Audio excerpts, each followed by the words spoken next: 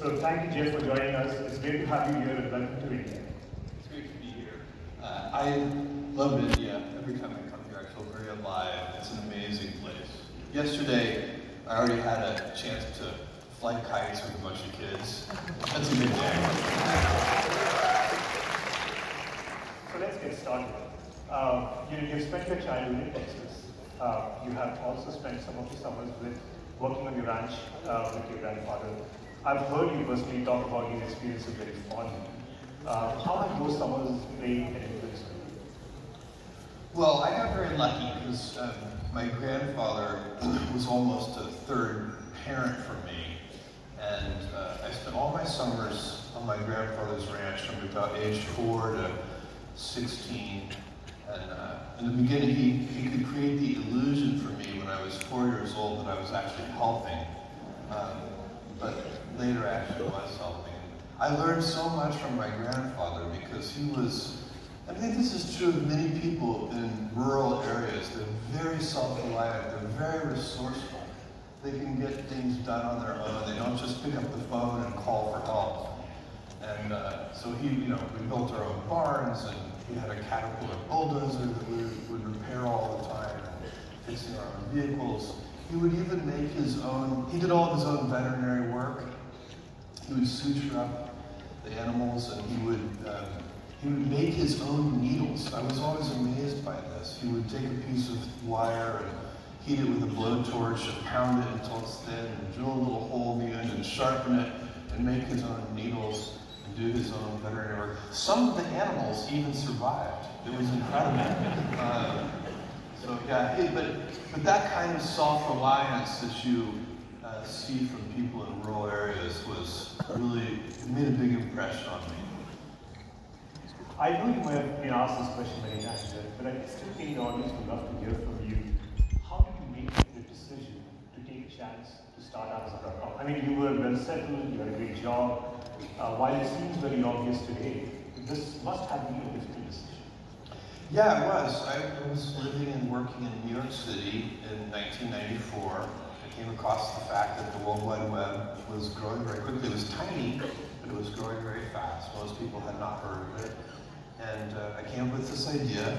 The idea initially was very simple. It was to sell books online. And I went to my boss, who I liked a lot. His name was David. And I said, I have this idea to start this company to sell books on the internet. And he took me on a long walk in Central Park in New York and listened to this idea in great detail. And he said, it actually sounds like a really good idea to me, but I think it would be a better idea for somebody who didn't already have a good job. And I thought about that. That made a certain amount of sense to me. And he said, why don't you think about it for 2 days before you make a final decision? And so I went away and I thought about this. And I was trying to figure out how to make this decision, because in the moment, personal life decisions, those choices can be very challenging. And I finally figured out, for me, the right way to think about it, which was, I wanted not to have regrets. I pictured myself, 80 years old, and thinking back on my life in a quiet moment of reflection. Would I regret leaving this company in the middle of the year and walking away from my annual bonus and all those things that in the moment could be very confusing? And I thought, when I'm 80, I'm not going to think about that. I'm not even going to remember it. But what I will do, I know for a fact, I have this idea, and if I don't try it, I'm going to regret having never tried. And I know also, if I try and fail, I'll never regret having tried and failed. And as soon as I thought about it that way, I knew I had to give it a try. And did you ever think that Amazon? And did you ever think that Amazon could have the success that you have been? No. So what's actually happened over the last 25 years is way beyond my expectations. You have to remember, I was delivering the packages myself 25 years ago. We were selling books. I was hoping to build a company, but not a company like what you see today. Everything was one step at a time. I mean, I'm curious, what would you have done if this bet didn't pay out? I would be an extremely happy software programmer somewhere. But it feels good to me because I am a software engineer by profession, so I think I'm in the right place. Thank you. It's fascinating to see, personally, I've been very impressed by how you have been able to scale as a leader, as a builder, as an operator, starting as a founder of a small online bookstore, but now being able to serve hundreds of millions of customers globally across many, many lines of businesses. And today in our audience, we have many entrepreneurs, small, medium businesses who have big dreams. Yeah. And I was wondering that if you have any advice to them as they scale their businesses. Well, yes, I've seen Amazon at every scale level. So I've seen it when it was one person, it was just me. I've seen it when it was 10 people, and 100 people, and 1,000 people. Today around the world, it's more than 700,000 people. And at each stage, I've had to lead the company differently. In the very beginning, not only are you deciding what to do, but you're also deciding how to do it. And in fact, in the very beginning, you're even just doing it yourself. So that's the beginning. And then as the company got a little bigger, maybe it gets to be about 100 people, and you're still helping figure out not only what to do, you're still figuring out how to do it, but you're doing less and less yourself. Other people are doing the things, but you're helping them figure out how to do it. And then as the company gets even bigger, eventually that question changes, and you stop helping as much with the how, and you more exclusively help with the what. So you start figuring out what to do, but not how to do it. And then, when the company gets even bigger than that, the question switches again, and you stop spending as much time even figuring out what to do, but you start figuring out the who. So the question sort of progresses. You're choosing leaders, and so the big question becomes the who question. And so you kind of go from the question of how, to the question of what, to the question of who. And that's been my progression.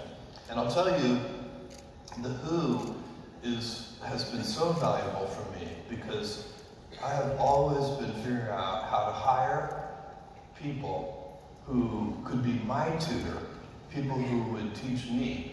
And that is, if you ever get lucky enough to be hiring people, make sure you're hiring people not only that you can teach them what you know, but make sure you're hiring people who also are going to teach you things, and that they can be your tutors. And that has been the secret to the scaling of Amazon, all along the way. Thank you.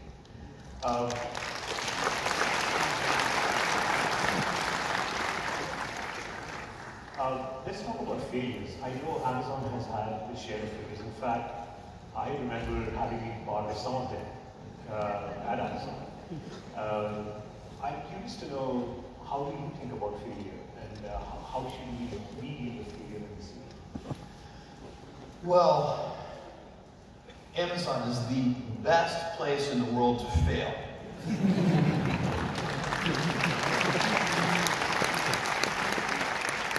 And the reason for that is we have a lot of practice.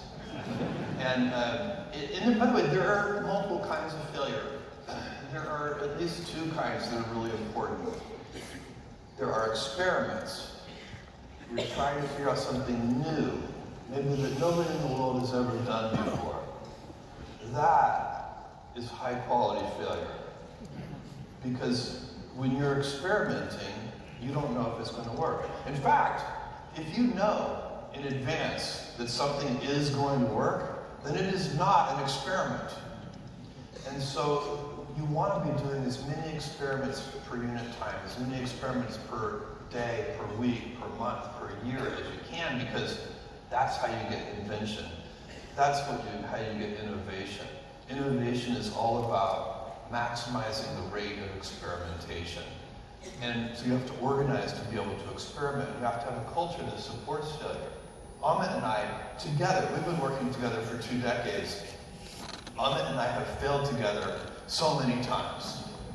And that is just another way of learning. There's a second kind of failure which you should try to avoid. That's operational excellence failure. When you do know how to do something, you have to treat that differently. When we go to open a new fulfillment center, for example, we know how to do that. If we fail at that, that's just bad execution. And that, again, by the way, that happens also. We feel that way too. But you should never celebrate that kind of failure. When that happens, you need to say, okay, let's look in the mirror, let's be self-critical, let's figure out what did we do wrong, and you learn from that also, but you have to acknowledge that that's the bad kind of failure. So when we're talking about that first type of failure, we're really talking about inventing, experimenting. Eagerness to invent has to be accompanied hand in hand with a willingness to fail. Nobody likes to fail. By the way, failure, even when you know it's important and good, it's embarrassing. It doesn't feel good. We're all human. We had a good idea. We thought it was a good idea, and nobody came to the party. That happens. And here's the great thing, though.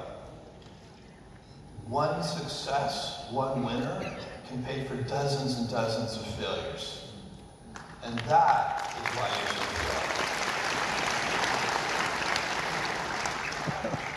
I myself have some scar tissue, having worked on auctions and Z-shops. I don't know if you remember those. Oh, I remember. I have the same scar tissue all over my body. So pretty much all proof that I ever wrote code at Amazon has vanished. But the exciting thing is a lot of those inventions actually helped us launch India. That's right. Which is because auctions was a failure, Z-shops was a failure, but out of those ashes came Marketplace. And then Marketplace was a huge success, and it formed the whole foundation for Amazon India.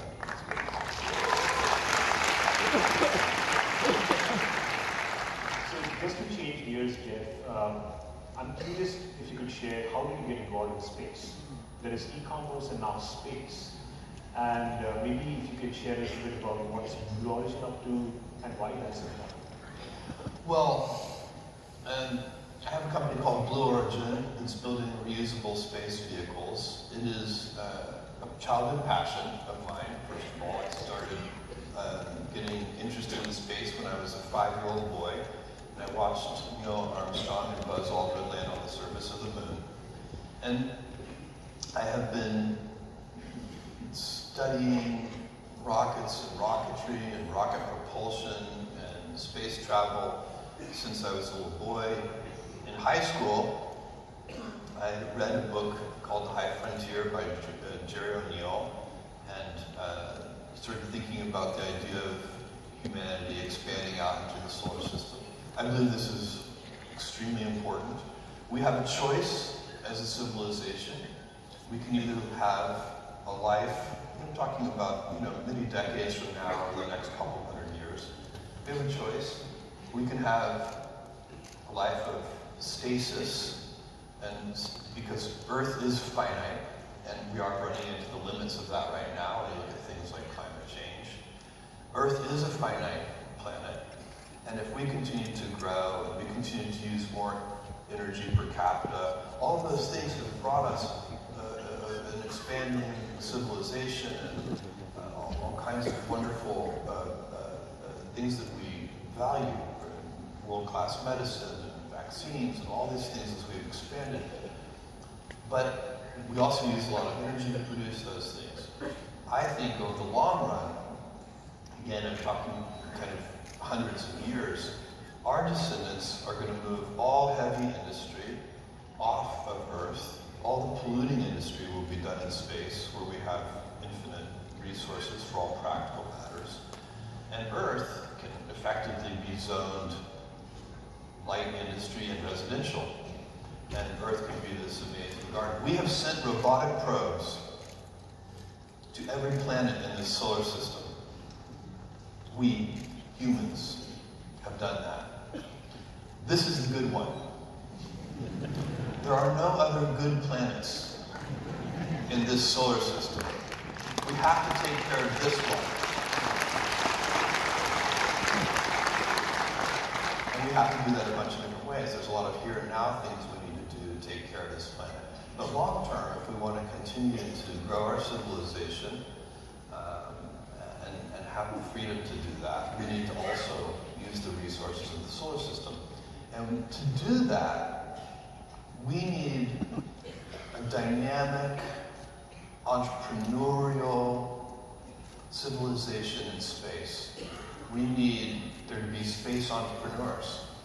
I have had the great fortune, alongside Ahmed over the last 20 years, to watch on the internet the most dynamic, entrepreneurial, it's been so exciting.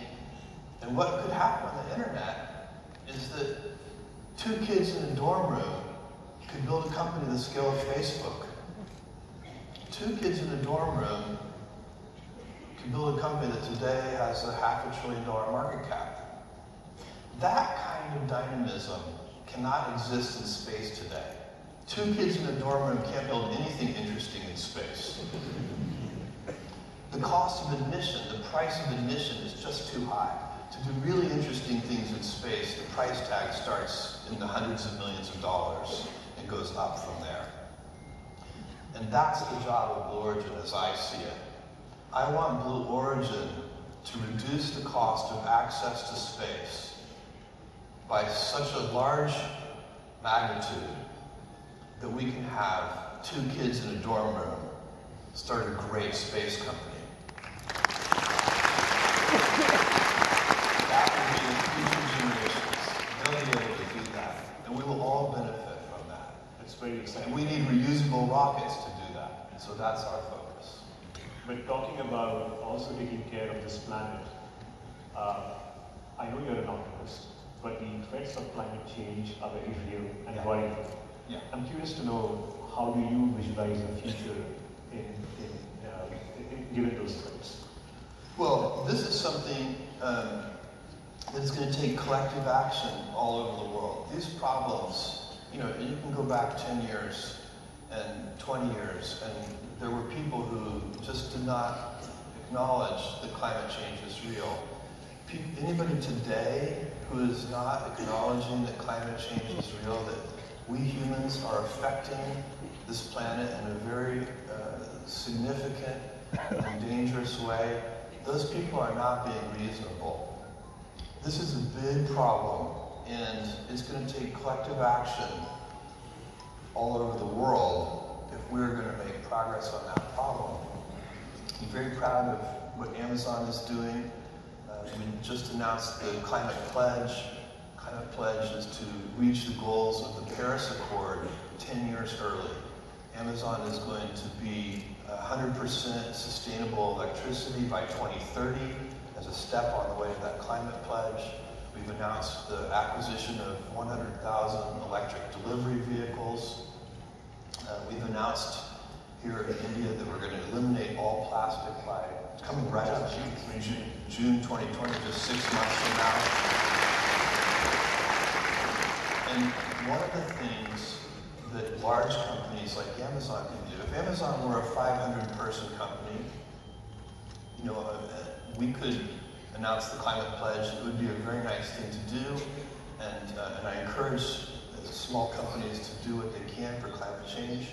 But when a large company like Amazon with 700,000 employees and a big global footprint, when we do something like the climate pledge, it really can be a needle mover. Because it's not just Amazon, it's our supply chain. All of the partners and companies and delivery companies that we work with, for us to meet that pledge, they have to meet that pledge. And so it has a multiplier effect when a big company like Amazon gets very serious about meeting the goals of the Paris Accord 10 years earlier. It can have a big impact.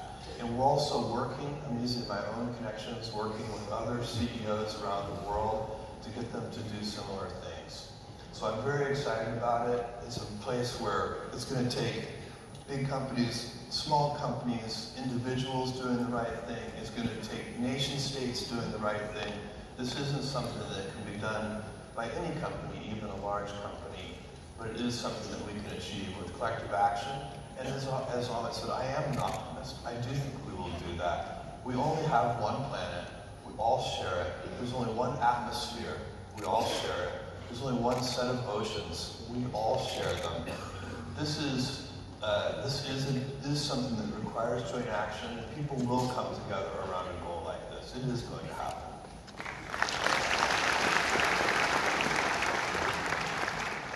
So Jeff, you're in the midst of thousands of SMBs in this room. And as I was just talking about, I feel the Indian SMB is very unique in their resourcefulness and inventiveness. In fact, I get emails from some of you, I get emails every day where they talk about how they're embracing technology and not just making a difference in their own business, but very meaningful impact to the people around them. I believe you have fondly referenced yourself as an SMB in the past, and you have something exciting to share, so we'd love to hear from you. I do. I have an exciting announcement to make, and as Amit said, I was an SMB. I started, it's hard to remember, but 25 years ago, Amazon was a tiny little company. And, not only was I driving the packages to the post office myself, but I was wrapping them and preparing them and, doing all the things that small entrepreneurs do.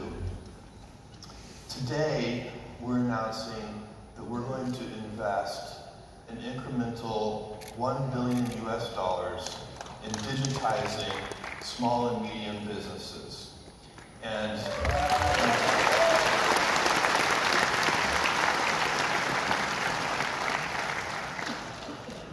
part of that is that we are going to use, again, try to use Amazon's size, scope, and scale. We're going to use our global footprint to export outside of India, to export $10 billion US of Make in India goods by the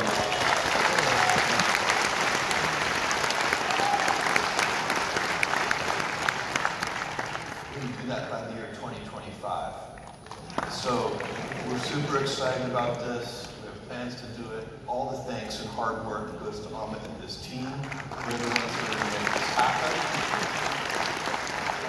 Thanks to a lot of the folks in this room, the SMBs in the room, they have been successful. Just to give you some context, we are already seeing, as I said, over 1 million artisans and weavers and women entrepreneurs in our marketplace. To get 10 million more of them digitized by 2025 and to increase exports with an incremental $1 billion investment, Jeff. It's very, very exciting, both for our customers and millions of small medium businesses and local shops in the country. I'm curious, why part of what's the goal there, don't forget, is to make sure that more people can participate in the prosperity of India.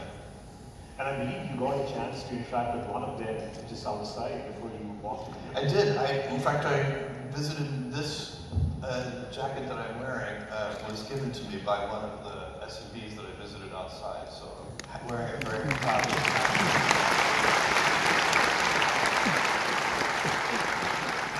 So it's very exciting news, and I'm curious, is there a reason why you're making this announcement now? Well, we're making this announcement now because it's working. We've been doing this, and it is working. And when something works, you should double down on it. And that's what we're doing, and that's why we're doing it now. And, Jeff, any final words before we sign off? Yeah, I do have some final words. I want to make a prediction for you. I predict that the 21st century is going to be the Indian century.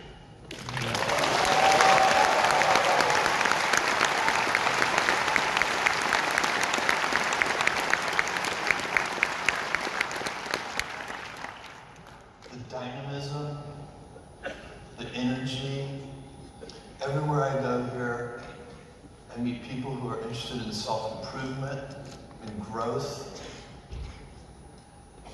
This country has something special, and it's a democracy.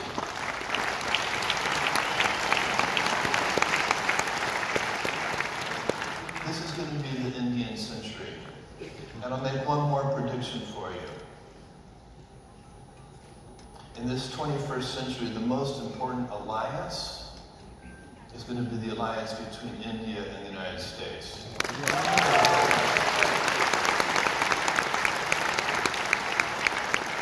The world's oldest democracy and the world's largest democracy.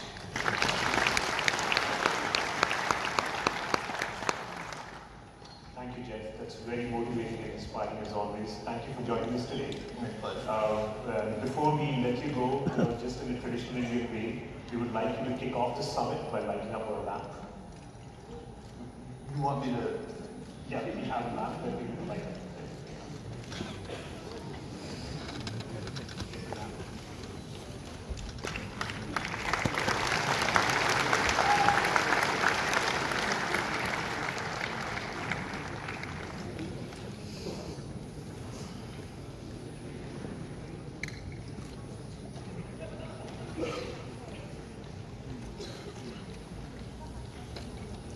I'd like to invite to the stage Mr. Kishore Biyani once again, please.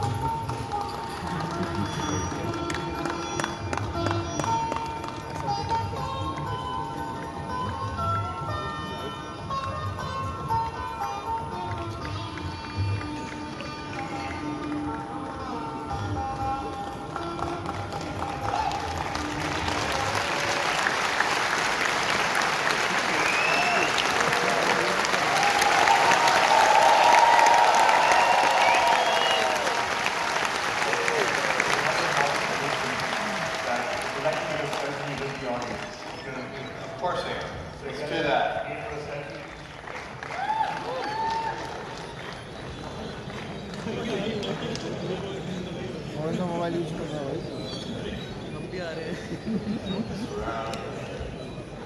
All right, guys, you ready? Selfie time.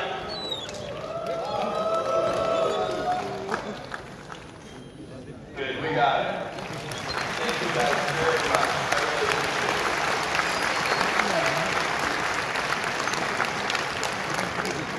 Ladies and gentlemen, I'm just going to break the internet. All right, the plan of action now is that Mr.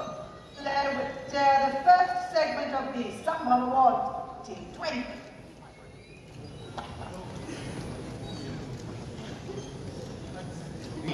We want to recognize the innovative, daring, and dedicated SMBs who are shattering records with their achievements. First category, Women Entrepreneur of the Year. The first category, Women Entrepreneur of the Year, to reward that inspired women setting pace through exemplary leadership. The winner of this award won the prestigious Forbes 30 Under 30 Asia and India Award, has grown her feminine hygiene brand to be one of the most prominent brands in India in this category. Please put your hands together for Women Entrepreneur of the Year, Ms. Tanvi Jori from the Company brand.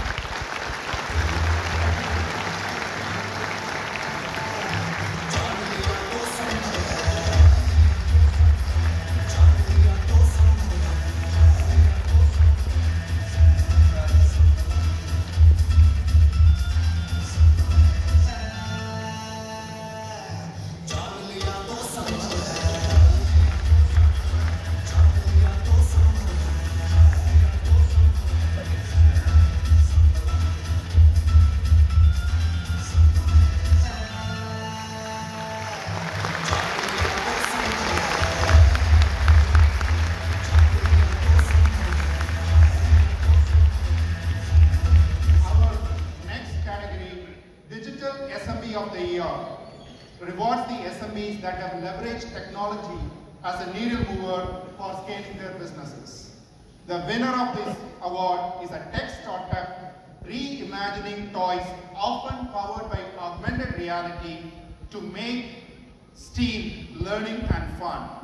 The brand started its journey with Amazon India, are now selling in 5 more Amazon marketplaces.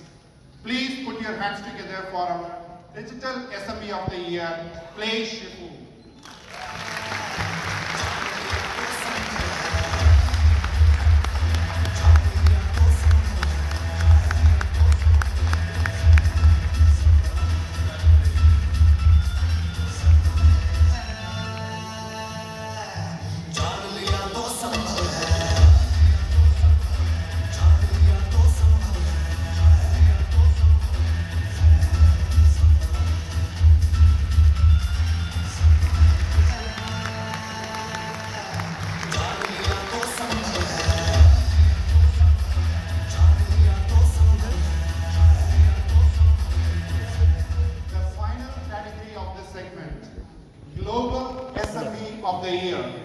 Awards those SMEs that are representing India on the global stage. For the last 4 years, our winner is taking India's finest teas and superfoods to the world under a homegrown label that has been endorsed by global icons like Oprah Winfrey and Mariah Carey. Please put your hands together for our Global SME of the Year, Vadam Teas.